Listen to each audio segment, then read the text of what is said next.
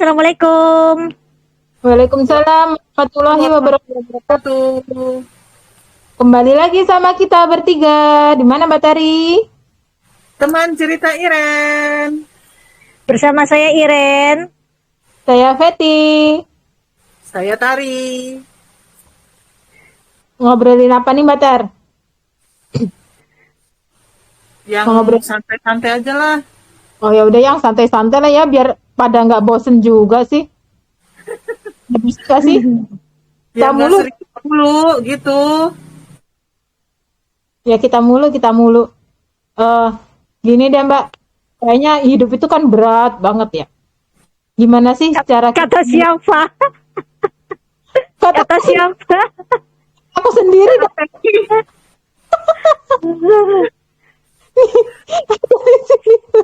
Feti soalnya 3X. 3S, 3S sama Mbak Tar. Itu berat. Berat karena ada 3XL. Oh iya benar. Padahal ada yang 4XL malah nggak ngeluh berat.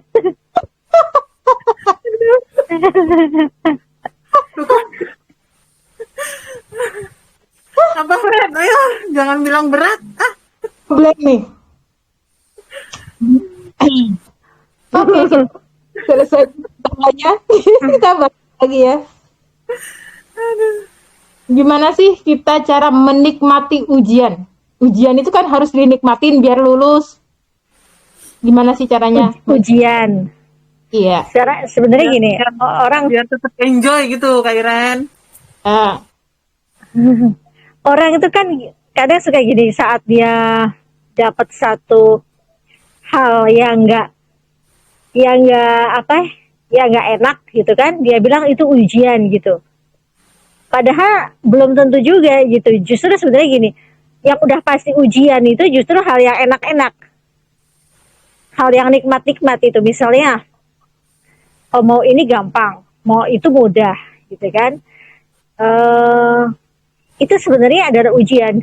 Nyari kok baru sehari misalnya belajar on internet marketing misalnya, loh udah closing aja gitu kan.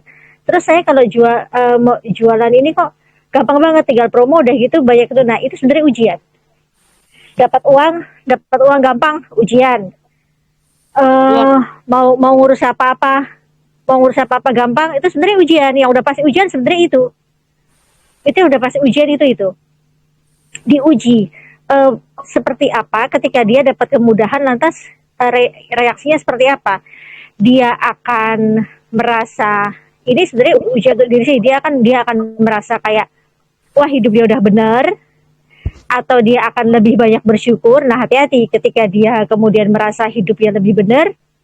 Nah nanti ketika datang satu yang orang bilang kemalangan, terus dia bilang ujian itu, ya inilah baru ini saya dapat ujian sama Allah yang lebih berat. Padahal itu teguran karena saat dia diuji dia merasa benar. oh iya. Nggak sadar gitu ya, pas ujian sebenarnya dia malah nggak sadar gitu kan, akhirnya dikasih teguran. Itu adalah sebenarnya itu adalah teguran dia. Jadi satu kemalangan yang dikatakan ujian itu ketika itu menimpa orang Nabi Ayub, itu udah jelas itu ujian. Ya kecuali kalau kita memang merasa sudah saleh gitu. Jadi kalau selama ini misalnya, kalau selama ini kita dapat sesuatu yang nggak enak, yang nggak ngenakin, itu kita jangan pikir ujian dulu. Emang udah sesaleh apa kita? Udah sesaleh apa Anda? Sampai berkata, saya diuji dengan suami saya. What? Jangan-jangan emang suamimu itu setipe denganmu, cuman kamu nggak ngerasa. Gitu kan? Saya diuji dengan anak saya. What? Jangan-jangan memang kamu belum benar didik anakmu, kok kamu bilang diuji. Kalau orang diuji itu misalnya gini, namanya ujian kan, anak kelas, misalnya anak kelas 10, ya kan, mau diuji tuh untuk supaya naik ke kelas 11. Gurunya kan pasti udah udah mempersiapkan, oh ini udah pantas diuji, dia udah bisa nih untuk ikut ujian, naik kelas. Tapi kalau dia belum bisa ikut ujian, pasti dia disuruh latihan dulu gitu. Nah, persoalannya kita seringkali orang kita baru dikasih latihan udah sok-sokan kayak udah dibolehin ujian. Orang lagi dikasih latihan, Bu, lagi dikasih latihan, segitu lagi dikasih latihan, Pak, Bu, lagi dikasih latihan. Terus itulah kenapa terus manusia jadinya sebenarnya saya tuh ujian seperti begini ini berulang loh Mbak Ira. Sering tuh kalau ada orang dulu tuh ya suka curhat gitu. Saya tuh ujian begini berulang loh Mbak Ira. Yang ada sering sekali nih setiap kali habis begini terus nanti yang suami saya sakit, anak saya sakit terus begini. Kayaknya bukan berulang deh itu remedial. Itu latihannya belum selesai, belum pantas diuji. Jadi kalau belum lulus, belum pantas kata Allah, belum pantas diuji. Yang udah pantas diuji. Nah itu, jadi kalau ngomong ujian itu sebenarnya levelnya udah tinggi loh. Artinya orang ini udah namanya ujian, orang ini latihannya udah banyak. Udah berulang-ulang tryout-nya udah banyak gitu ya. Udah berulang-ulang tryout-nya udah banyak gitu kan, seperti Rasulullah gitu kan.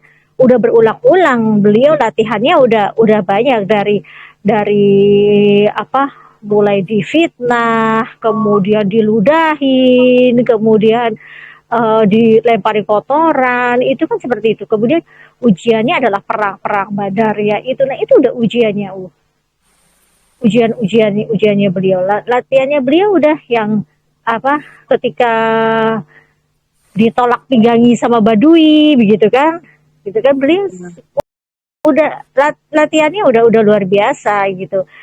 Ketika di Gua Hira itu kan latihannya udah luar biasa, makanya ujiannya pun luar biasa. Nah kita jangan GR dulu gitu kan ketika ditimpa hal yang nggak enakin terus kita bilang itu ujian ya. Belum tentu juga gitu.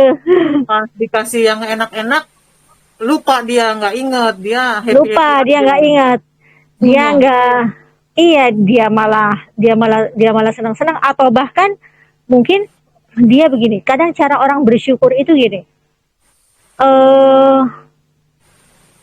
ya Allah katanya, ya ampun katanya, untung aja aku seperti begini, itu nggak seperti dia gitu. Kemudian akhirnya ngebandingin, terus akhirnya nanti terus ngebandingin ke ibadahnya gitu kan. Hati-hati nih, orang seringkali kenapa orang yang ibadahnya seringkali orang yang ibadahnya kayak udah wow begitu ya, tapi dia tetap tegurannya dahsyat karena ada 4 kesombongan nih, ada 4 kesombongan. Yang pertama, orang sombong karena hartanya. Kemudian orang sombong karena ilmunya gitu. Terus kemudian orang sombong karena yang pertama orang ada 3 deh ya. 3, sorry kok 4. Orang sombong karena hartanya, orang sombong karena ilmunya, dan yang ketiga adalah orang sombong karena ibadahnya. Ini yang nggak berasa. Ya. Orang yang seringkali nggak berasa tuh orang sombong karena ibadahnya itu seringkali nggak berasa. Dia nggak bandingin ibadahnya dengan ibadah orang lain, gitu kan? Kalau orang sombong karena hartanya itu biasanya lama-lama dia akan sadar gitu. Dia akan sadar. Karena sombong karena harta. Karena karena kelihatan. Orang sombong karena hartanya, orang sombong karena kekuasaannya, orang sombong karena ilmunya, gitu kan? Nah itu. Nah ini yang nggak sadar seringkali itu orang sombong karena ibadahnya, gitu. Karena nggak terlihat, mungkin ya Mbak ya. Nggak kelihatan karena dalam hati gitu loh. Karena dalam hati, sering gitu. Jadi hati-hati gitu ya kan, hati-hati kalau misalnya gitu kan ada orang ketika orang melakukan maksiat gitu kan, ketika kita melihat orang melakukan maksiat, atau misalnya gini, nggak usah melakukan maksiat, kita punya tetangga udah jelas dia muslimah tapi dia ngeyel banget nggak mau berhijab gitu kan. eh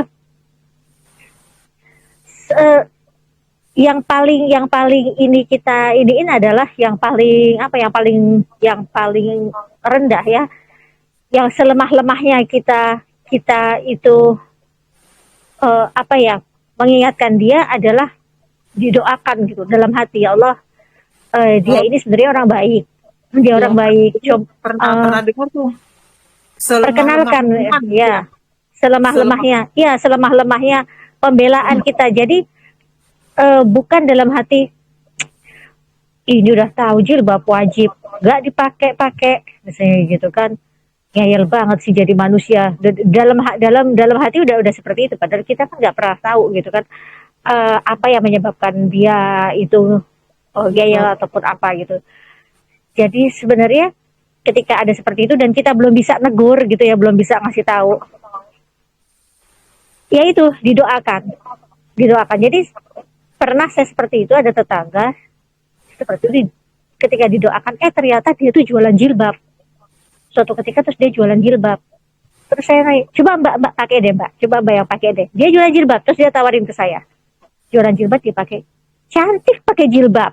Nah besok ya pakai jilbab dia, kita nggak usah ngomong jilbab itu wajib ini dan sebagainya, nggak usah, cantik pakai jilbabnya. Tuh wajahnya jadi tirus tuh, lihat pakai jilbab kayak gini tapi ininya apa, nutupin dada nih, sini nih bagus lah tuh, coba lihat dikacain gitu, jadi bagus kan wajahnya. Jadi iya ya mami gitu ya, dia gitu kan. Terus udah terus besoknya pakai jilbab terus dia, walaupun kadang-kadang dia nyapu di depan rumah gitu kan, dia buka, bilang kok dibuka jilbabnya, bilang gitu kan.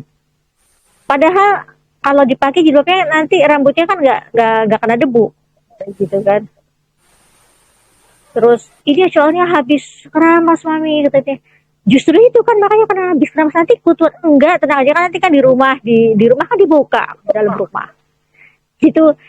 Maksudnya ada cara-cara gitu loh. Jadi kalau yang seperti begitu kita langsung kita kasih dalil, kita kasih ceramah itu sebagainya, nggak mental nggak masuk gitu ya. Harus cara-cara halus gitulah ya kan. endingnya kan supaya dia pakai jilbab Ya. walaupun dia nyapu, walaupun dia jemur baju gitu kan, endingnya sebenarnya kan cuma supaya begitu aja. Gimana gitu caranya gitu ya. Aku lah kalau pakai jilbab kan ubannya nggak kelihatan gitu kan, dia oh iya ya gitu. Muda terus gitu. Itu maksudnya ada salah satu contohnya itu ya yang seperti begitu. Jadi kadang seringkali kesombongan yang bikin kita itu ditegur Allah, tapi kita ngerasa itu adalah ujian. Caranya sebenarnya ya kita sering-sering introspeksi diri. Kalau udah kayak begitu ya datangnya ke Allah lah, tanya gitu. Ya Allah, kalau ini teguran, tunjukkan pada saya apa sih yang harus saya perbaiki. Jadi kalau kata guru saya itu bukan minta jalan keluar, tapi jadi ini minta diberi petunjuk, bukan minta jalan keluar, minta diberi petunjuk apa yang harus diperbaiki, nanti akan Allah tunjukkan. Karena memang yang Allah mau itu ya itu perbaikan. Ya, dengan ngomong begitu kan sebenarnya berarti dia sadar gitu kan? Sadar. Nah itu yang sebenarnya perlu kita pahamin gitu. Jadi kalau ada sesuatu yang nggak ngenakin, ya nggak usah buru-buru kegeeran. Kalau itu diuji, siapa yang uji gitu? Kayak udah ini aja, kayak tryout ya udah lolos semua gitu. Malah seringnya tuh kalau dapet yang enak-enak bilang apa? Ya mungkin ini bibit kesombongannya ya. Kadang bilangnya tuh apa? Oh ini kan karena usaha gua nih gitu. Iya, saya kerja keras gua nih gitu. Saya setiap malam tahajud, Mbak. Selama saya tiap malam tahajud tuh saya ini gitu itu sebagainya gitu kan. Misalnya begitu. Atau dengar orang lain curhat, kok saya usahanya ini ya gagal terus gini-gini, terus akhirnya makanya tahajud. Makanya tahajud. Kayak gitu. Maka Beda ya, beda dengan misalnya orang begini, misalnya ini misalnya dia gini, kok saya ini ya kayaknya usaha ini, coba deh saya pernah seperti begitu, kemudian tapi terus udah itu saya lakukan nih sedekah subuh misalnya seperti gitu kan, nah, sedekah subuh. Nah, itu beda ya, itu bukan beda, ini, jadi beda. beda. Coba lakukan sedekah subuh atau enggak, saya pernah kayak gitu juga, terus karena saya nggak bisa gimana, nggak ngerti apa apa, akhirnya saya tahajud tuh tiap malam. Ya saya paksain, namanya aja saya butuh sama Allah, ya saya tahajud tiap Ya. malam. Itu sharing dia gitu kan. Apa, bukan sekedar ngasih tahu ngajarin yang tapi dengan Ah, sombong ya, itu kan kalau yang tadi ya dengan beda. makanya Kalau itu gitu kan Fer. sharing. Iya, nggak Makanya karena Fet, jadi Roro Jonggrang tuh nggak tahajud sih, jadinya kan gitu kan, Jangan di iya, apa pura-pura. 30 orang 30 orang ribet semua. tinggal 6 doang. Yang nggak jadi 6, 30-nya udah selesai, tinggal 6. Nah, tuh Oh, kan. tuh kan. Terima kasih Ngapain, doanya. Fet? Terima Ap- kasih ap- doanya. apa yang kamu lakukan, Fet? Yang Mau aku selami, lakukan saya ngangel-ngangel. enggak. Aku cuma udah aku pasrah. Aku gini, ya udah kalau memang rezeki masih rezekiku, semua akan balik sama aku. Kalau enggak ya udah aku ikhlas, aku pasrah, ntar aku bagi-bagiin sama orang. Ternyata tiba-tiba ketika aku sudah benar-benar pasrah nih Mbak, Allah itu mempermudah semua. Ini masih punyamu loh Fat gitu. Jadi cuma di sisa 6 doang yang nggak jadi 30. Oh, Alhamdulillah. Itu sadar berarti kan ya dengan oh yang menimpa aku tuh yang tadi yang Kak Iren bilang ya. iya. Ini tidak masuk kesombongan yang Mbak Iren bilang tadi. Kalau menurutku sendiri ya, karena aku kayak aku ngerasa aku bisa kok ngerjain ini 110 baju nih dalam waktu seminggu gitu. Ternyata Nah, aku sombong di situ gitu loh Mbak. langsung ditegur. Masuk gitu, bukan udah dicambuk langsung gitu. Nah, ini langsung ada bukti nyata nih ya. Jadi bukan sekedar ngomong doang. Bukan sekedar Langsung. ngomong doang. Jadi memang kita harus benar-benar udah kalau diikhlasin, pasrahin, udah gitu. Iya, Kalau karena emang pada saat kita lepas udah ikhlas gitu, udah ya udah gitu kan. Malah ya enak. malah enak. Ya, seperti orang pup itu kan ikhlas tuh ngelepas itunya. Ngelepas tinjanya itu kan enak kan perutnya. Kan nggak dikorek-korek lagi walaupun habis makan rendang gitu. Aduh, dieman-eman gitu ya. Dia mana aduh habis makan rendang gitu kan, ditahan-tahan gitu sama dia. Ternyata keluar juga. Dagingnya premium lagi. Bukan dagingnya wagyu. Aduh, ya makanya daging premium kan. Eman-eman banget gitu. Siapa itu ya? Yang sampai update-nya jadi kepenggal aneh. Nah iya. Aduh, gara-gara rendang. Balik lagi balik lagi ke ujiannya Mbak itu. Nah, Makanya aku nanya langsung gimana kita lolos ujian itu tadi, makanya karena aku kayak ketampar di aku sendiri gitu.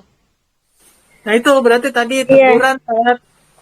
Karena Iya. Teguran, jadi teguran itu lagi, sama aja dengan latihan gitu. Artinya itu sebenarnya latihan, belum ujian. Jadi kalau namanya menikmati latihan ya nikmatin aja. Ya apa ya? Namanya latihan itu kan pasti kita akan banyak tanya gitu. ya banyak belajar. Namanya latihan akan banyak tanya, banyak belajar. Tanyanya ke siapa? Ya ke Allah, ya ke Quran gitu kan. Sebenarnya Garpu Tala yang waktu itu sempat di-share ya kan, waktu itu sempat di-share yang kita beresonansi dengan Al-Quran, itu kan sebenarnya kita juga lagi latihan, itu sebenarnya latihan gitu. Jadi sebenarnya hanya sedikit manusia yang diberi ujian, paling ya ada hanya sedikit manusia diberi ujian, rata-rata sebenarnya mereka diberi teguran, tapi persoalannya banyak manusia GR yang merasa dia lagi diuji gitu, padahal lagi ditegur, lagi disuruh latihan. Ya, Dan namanya namanya menikmati, ujian itu justru bisa dinikmati. ya, Orang kan dia sudah siap, justru bisa dinikmati gitu kan. Nah, gimana caranya untuk lolos ujian? Sebenarnya yang masuk dalam ujian itu adalah hal-hal yang kenikmatan itu. ya, Seperti ini, ketika di zaman Nabi Musa, ya kan, di zaman Nabi Musa ada sepasang suami istri yang itu hidupnya miskin sekali gitu kan, kekurangan. Terus istrinya itu bilang gini sama suaminya, cobalah datang ke Nabi Allah Musa, tanyakan kepada beliau apa yang harus kita lakukan. Gitu kan. Terus datanglah suaminya ke Nabi Musa. Kemudian Nabi Musa bertanyalah kepada Allah. Dan setelah itu kata Allah, menurut malaikatnya, bahwa suami istri ini akan mengalami 5 tahun, ya kan, 5 tahun kemiskinan, kemudian 5 tahun kekayaan, masa kekayaan. Mana yang mau didahulukan? Katanya gitu kan. Mau miskin dulu atau mau kaya dulu? Kan? Tanya. Nah, suaminya pilih, kalau gitu kita miskin aja dulu lah, habis itu kan nanti kita kaya terakhiran, gitu kan, kata suaminya. Terus istrinya bilang, enggak, kita kaya dulu.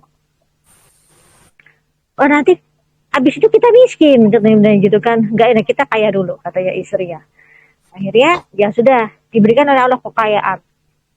Nah, ketika kekayaan itu katanya suaminya, ini nanti beberapa tahun, ini hanya 5 tahun saja ini kita seperti begini, itu kata istrinya.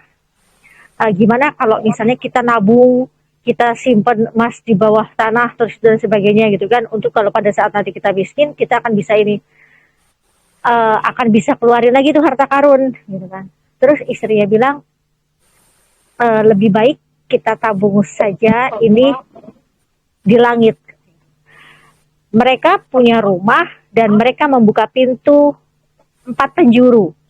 Ya, timur, barat, utara, selatan, mereka buka pintu. Dan di semua pintu itu disediakan makanan dan minuman bagi para musafir yang lewat di jalan utara, di jalan selatan, atau di jalan timur, atau di jalan barat. Dan hari-hari mereka sibuk dengan itu. 5 tahun berlalu. Nabi Musa lewat di rumah mereka. Kok masih tetap seperti itu, gitu kan? Terus Nabi Musa bertanyalah gitu pada Allah. Kemudian apa dijawab oleh Allah melalui malaikatnya? Aku mau berencana memberikan mereka kekayaan hanya 5 tahun. Tapi mereka bermurah hati membuka 4 penjuru rumahnya untuk para musafir, orang-orang yang lewat. Mereka memberi makan, mereka bersedia membagi rezeki dari aku. Maka aku tidak mau membatasi hanya 5 tahun, karena aku nggak mau kenapa mereka bisa lebih murah hati dibanding aku. Ya. Jadi kuteruskan. Jadi itu yang dikatakan guru saya, bahwa Allah sudah menakdirkan rezeki, Allah tidak akan mengurangi, tapi Allah bisa menambahnya, seperti menambah waktunya gitu. Sampai kapan? Sampai Nabi Musa bertanya, sampai kapan ya Allah mereka kemudian akan jatuh, sampai mereka berhenti untuk bermurah hati kepada orang lain. Masya Allah. Gitu kan? Nah, kalau mereka tetap bermurah hati sampai mati, berat kemiskinannya tidak jadi. Ya. Gitu kan, kemiskinan yang ditakdirkan itu tidak jadi. Ya, karena apa? Yang mereka lakukan itu ya. Ya, itu cara mereka mengerjakan ujian dari Allah. Ya, Allah mereka kasih ujian berupa kekayaan berlimpah-limpah, dan udah tahu waktunya cuma 5 tahun kok. Mereka udah dikasih tahu waktunya cuma 5 tahun. Dan tapi mereka tidak takut dengan waktu 5 tahun itu, gitu kan? Mereka nggak ketakutan, nggak mikir harus inilah sebenarnya mindset tauhid dengan mindset kufar.